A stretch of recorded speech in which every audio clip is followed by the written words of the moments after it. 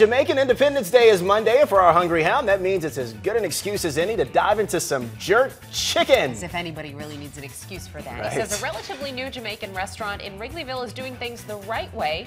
From scratch, it also offers a few other Jamaican classics. Steve Dolinsky is here now with a taste. Hey, Steve.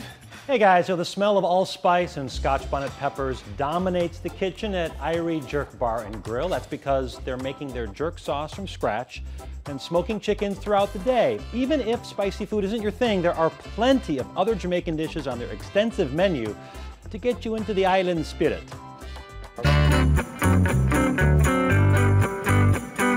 The smoke is almost overwhelming if you're not used to it. A tiny grill in the basement kitchen of Irie Jerk Bar and Grill, just a few blocks south of Wrigley, is the most important piece of equipment since it's the one thing the cooks need to finish their jerk chicken.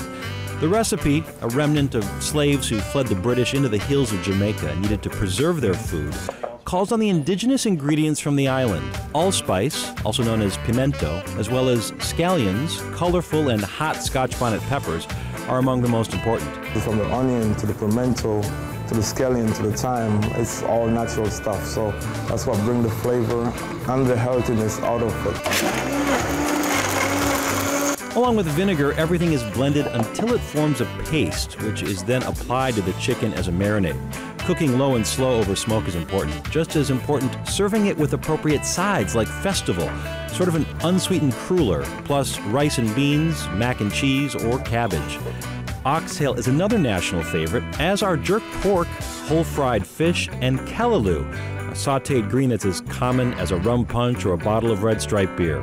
But the other truly local dish, most would call it the national dish of Jamaica, is ackee and saltfish, imported cod, and that all-important ackee, a fruit that, when cooked, resembles scrambled eggs, is frequently on the menu, but especially during Independence Day. The Jamaican national dish, ackee and saltfish. And it's a seasonal product, so they ship it in bulk over maybe 3 or 4 times for the year. So we store it, we get it, it's very hard to get.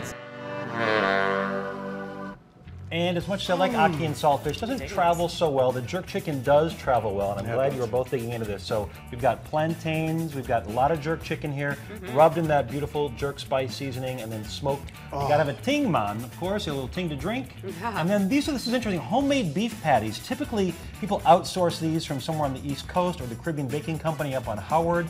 No, they make their beef patties from scratch. They're delicious, very important. too. They are delicious, right? They're really, really ground beef inside. What do you think of the jerk spice? Is it too much for you? Is it okay? No, perfect. It's just enough. It's incredible. right to the edge. Yeah. I like that a lot. Yeah.